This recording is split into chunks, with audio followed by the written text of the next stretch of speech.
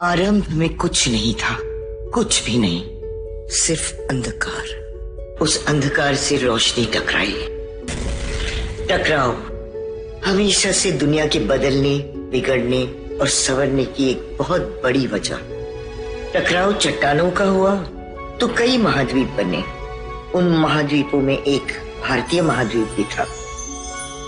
अगर धरती पे कहीं स्वर्ग था तो यही था, और यही हिमालय की गोद में सप्त सिंधु यानी कि 7 नदियों की एक तरफ बसा हुआ एक बहुत ही संपन्न, शक्तिशाली द्रविड़ राज्य था।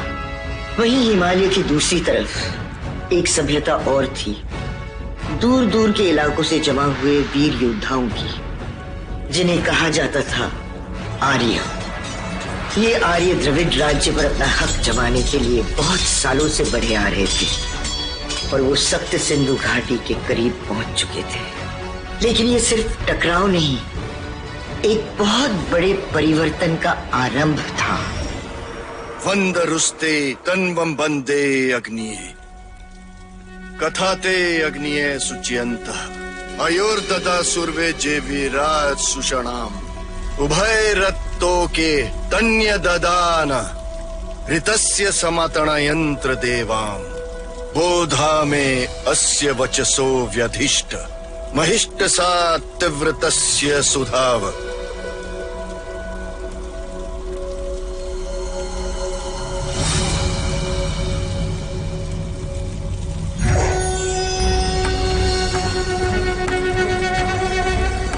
इंद्रदेव का संकेत मिल गया है।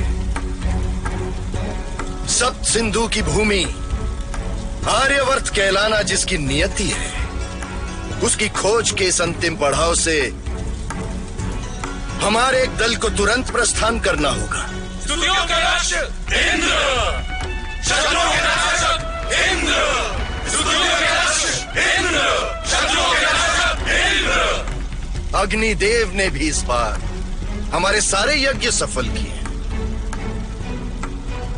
यही संकेत है कि हमारा दल भी इस अभियान में सफल होगा। वीर कायस्थ, आज्ञा आत्मन। तुम्हारे साहस ने आर्यों को हमेशा बहुत सम्मान दिलाया है। इंद्रदेव की इच्छा पूर्ति करने वाले दल की अगुवाई तुम करोगे। पुरोहित अग्निमित्र, मैं शायद आपका यह आदेश सुनने के लिए ही जीवित था। आपका यह आदेश किसी भी आर्य के लिए खुशनसीबी होता, पर मेरे लिए तो जैसे जीवन की सारी इच्छाएं पूर्ण हो गई। जाओ कायस्थ, अपने वीरों के साथ जाओ। दूध और जल की नदियां बहती हो जाना। जहां मिट्टी में बीज भी पड़े तो वृक्ष बन जाते हैं। ऐसी उपजाऊ जमीन की खोज करके शीघ्र लौटो, क्योंकि वहीं अब आर्य अपनी दुनिया बसाएंगे। वीर कायस्थ के वीर योद्धाओं, यही अवसर है अपने अपने पिता और पितरों को गर्वित करने का। जाओ और अपना कर्तव्य निभाओ।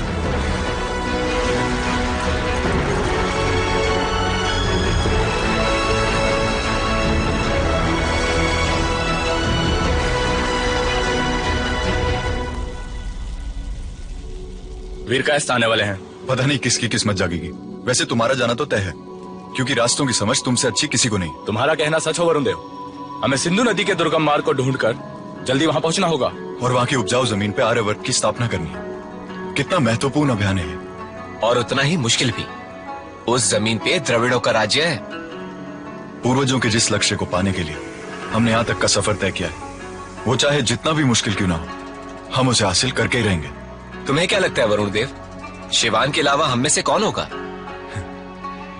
तुम्हें लगता होगा कि तुम हो, और मैं ये चाहता हूं कि वीर कायस्थ आएं और बोलें कि वरुण देव, तुम्हारे बिना मेरा ये दल अधूरा है। जो भी चुना जाए, मुझे उसके लिए बहुत खुशी होगी। वरुण देव। जी बाबा।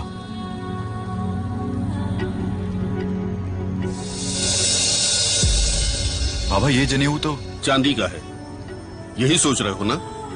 कि हम तांबे का जनेऊ पहनने वाले आम योद्धा के हाथ में ये चांदी का जनेऊ कैसे, जिस पर केवल सभासदों का अधिकार है, जिस प्रकार सोने के जनेऊ पर केवल पुरोहितों का अधिकार होता है। जी। तुम कुछ ही महीने के थे जब सफर को जाते हुए एक सभासद हमारे घर पे रुके थे और हमें सेवा का अवसर दिया था। जाते समय उन्होंने तुम्हें अपनी गोद में उठाया था।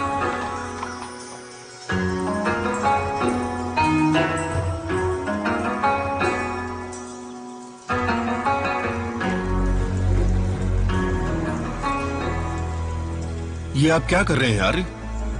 ये जनेऊ तो उलूका, हर आर्य को अधिकार है कि वो सभासद बन सके। तुम्हारे बेटे की इच्छा तो अभी से साफ नजर आ रही है। इंद्रदेव से वहां पहुंचने का रास्ता दिखाए। आर्य सभासदों के मुंह से निकली प्रार्थना देवराजेंद्र जरूर सुनते हैं, इसलिए विश्वास रखो, जो होगा अच्छे के लिए होगा।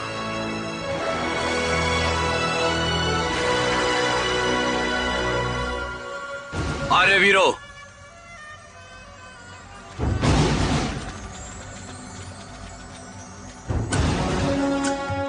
इंद्रदेव की इच्छा है और पुरोहित अग्निमित्र की आज्ञा कि मैं इस पड़ाव से एक दल लेकर आगे बढ़ूं।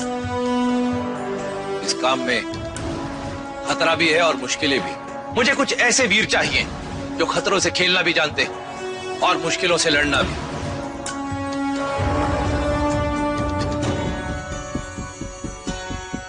सिवान, तुम इन पहाड़ों को, इन रास्तों को सबसे अच्छी तरह से जानते हो, इसलिए सबसे आगे रहकर इस दल की अगुवाई भी तुम करोगे।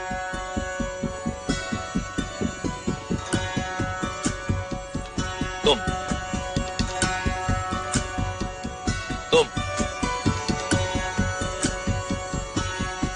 और तुम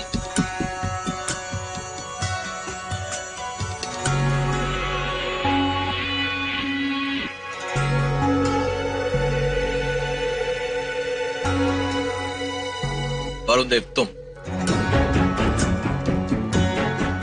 समय बहुत कम है वीरो, तैयारी करो, अभी चलना है।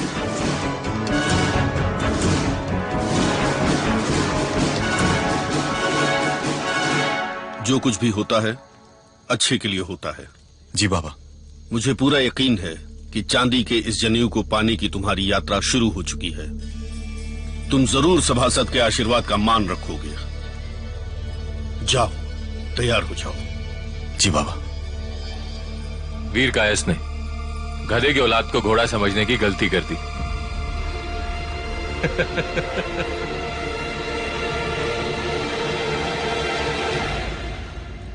बार बार ही आपकी बेइज्जती नहीं कर सकते। नहीं वरुण, नहीं। वीरता और सहनशीलता एक ही सिक्के के दो पहलू हैं। ये बात हमेशा याद रखना। अभी तुम्हारे सामने एक बहुत बड़ी जिम्मेदारी है, पूर्वजों के स्वप्न को साकार करना। यही तो हम आर्यों का लक्ष्य भी है, और इस सपने को पूरा करने में तुम एक बहुत बड़ी भूमिका निभाने वाले हो। स्मरण रहे सबको वो स्वप्न पूर्वजों का, वो यथार्थ वंशजों का। लक्ष्य अब यही है, हमारे विजय ध्वजों का। आर्यवर्त, आर्यवर्त, आर्यवर्त।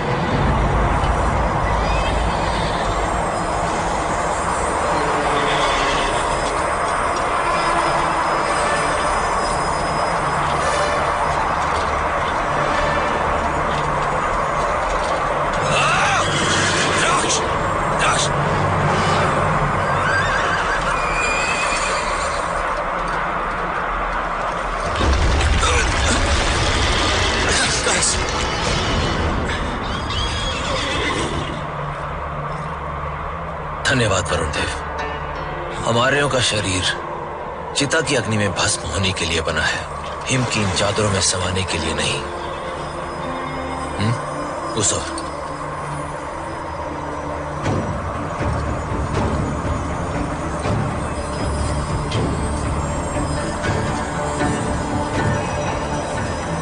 रुक जाओ, तूफान थमने तक यही इंतजार करेंगे।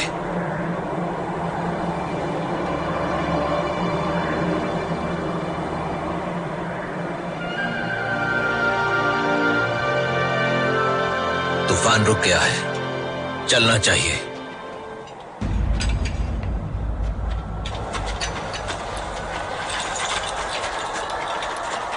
लिमचा, लिमचा, ये तो वही दस्यु हैं जो मानवों का मांस खाते हैं, उनका रक्त पी जाते हैं। संख्या का अनुमान हमसे 2 गुना अधिक। हमें इनसे युद्ध करना होगा, परंतु स्मरण रहे युद्ध सूर्यास्त के पूर्व समाप्त करना होगा, क्योंकि हमारे सूर्यास्त के पश्चात युद्ध नहीं करते। परंतु इन लीमचाओं के लिए ऐसा कोई नियम नहीं है। आर्यवर्त के योद्धाओं, मरो या मारो, परंतु इन जानवरों के हाथ जीवित नहीं लगना।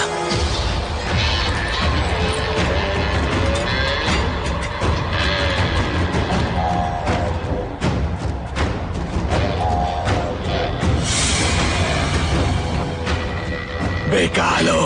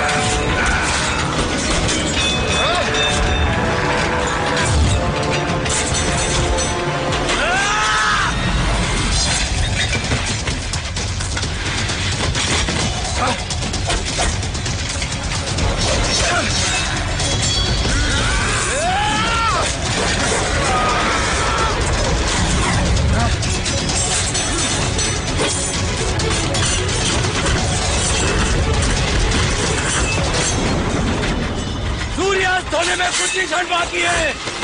सीधी जानवरों को मार डालो।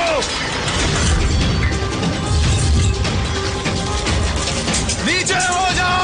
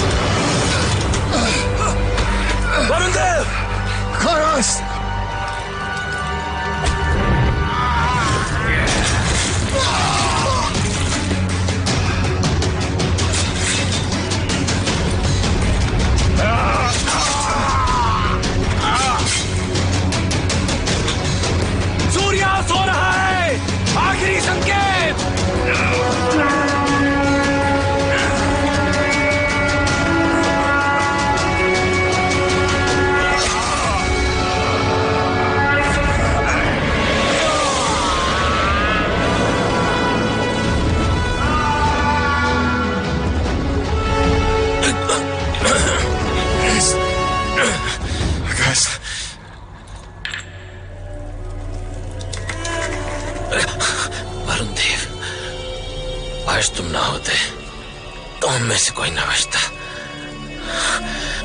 सप्त सिंधु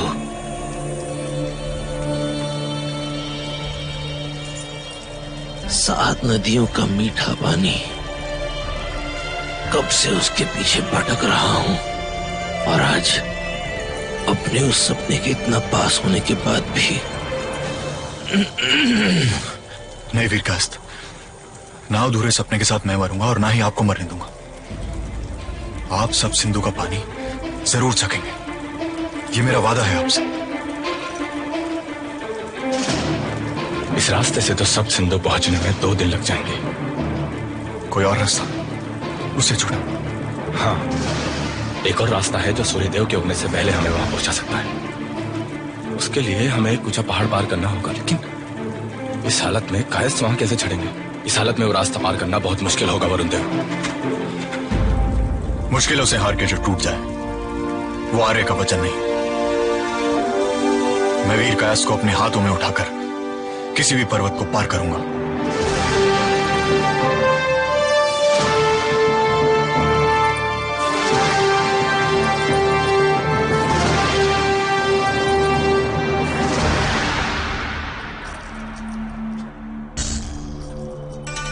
बच्चा बना दिया तुमने मुझे फिर से।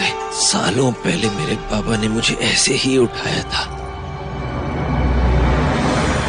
रेगिस्तान में पानी ढूंढ रहे थे वो मेरे लिए। उनके पैर जल चुके थे, थक चुके थे, फिर भी वो नहीं रुके।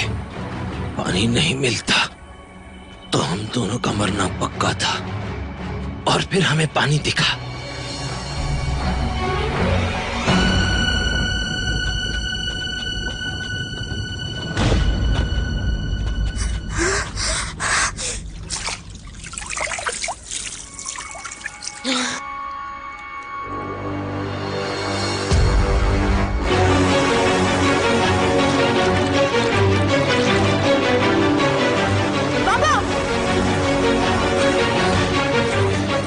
बाबा ने अपनी बुझती आंखों से मुझसे इतना कहा, इस रेगिस्तान से चला जा, दूर, बहुत दूर।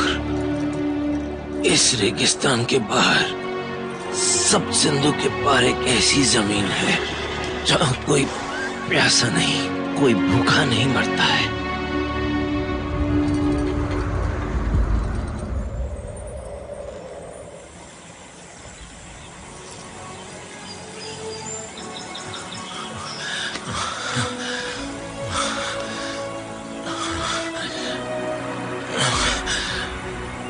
कायस्थ, वो देखिए, सब सिंधु।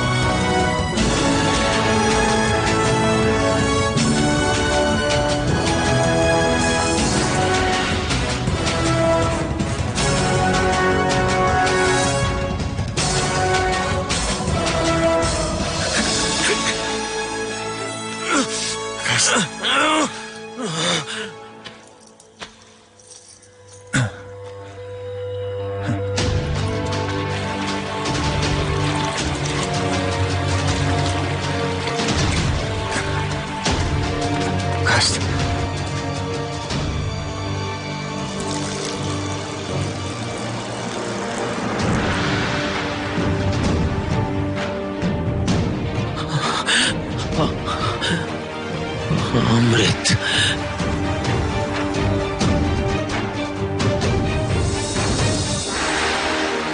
सब सिंधु के उस पार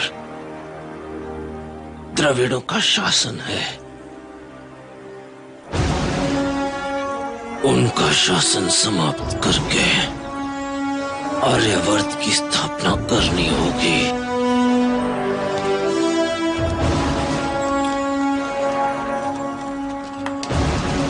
मेरी तलवार, मेरी तलवार।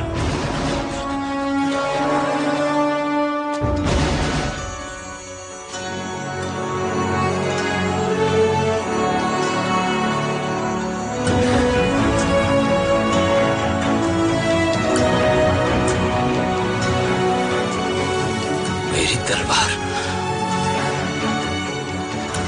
दुआएं मिलेगी।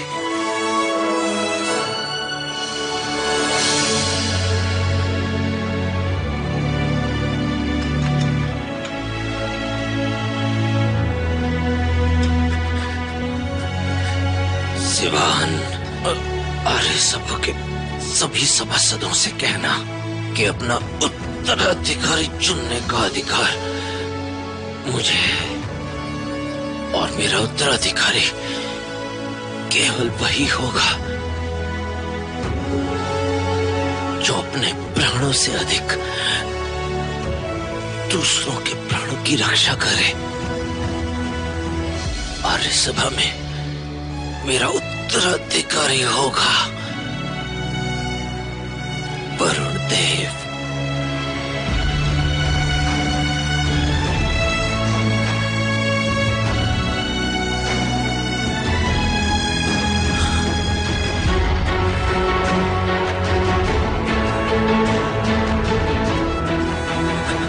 आर्यवर्त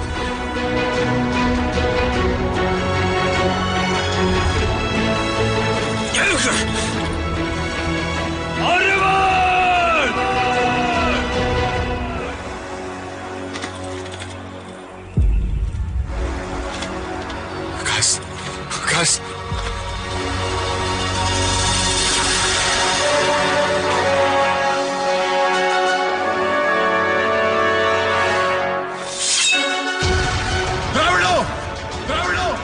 असली अधिकारी आ रहे हैं।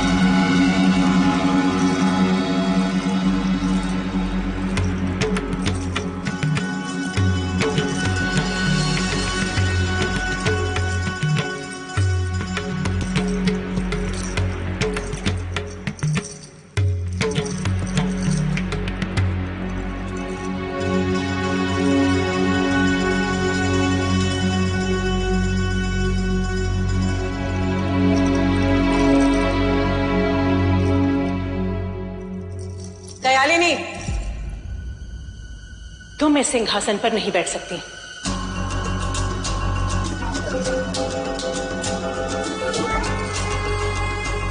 इतने वर्ष बीत गए, परंतु ये ध्वनि मेरे कानों में चुभती रहती है।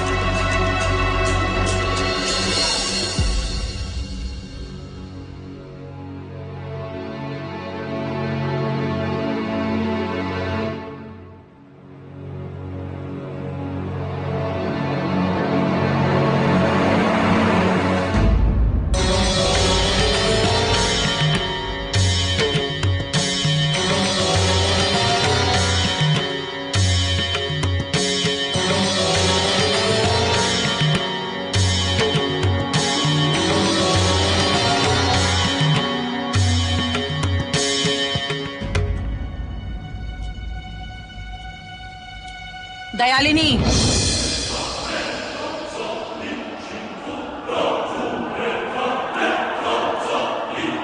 तुम इस सिंहासन पर नहीं बैठ सकती।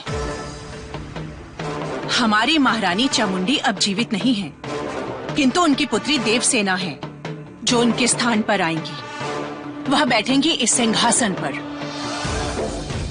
ये हमारे द्रविड़ नियमानुसार है, हमारी मातृक सभ्यता अनुसार है।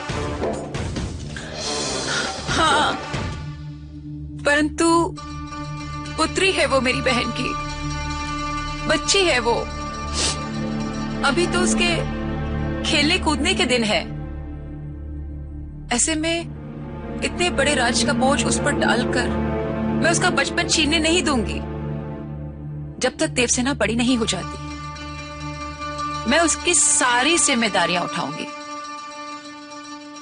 लेकिन द्रविड़ों का नियम कहता है कि जब तक देवसेना सिंहासन संभालने योग्य ना हो जाए तब तक महारानी चामुंडी के पति अर्वमुदन उनके उत्तरदायित्व को पूरा करेंगे। और इसमें तुम अर्वमुदन का पूरा साथ दोगी, किंतु सिंहासन पर बैठकर नहीं। तुम उपरानी कहलाओगी किंतु रानी कभी नहीं।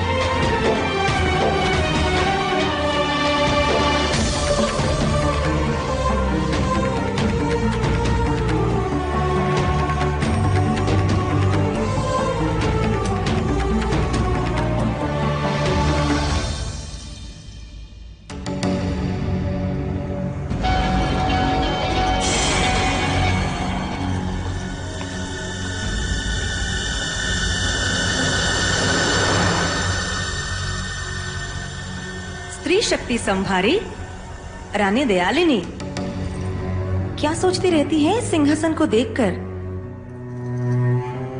यही कि कौन किससे अधिक घृणा करता है।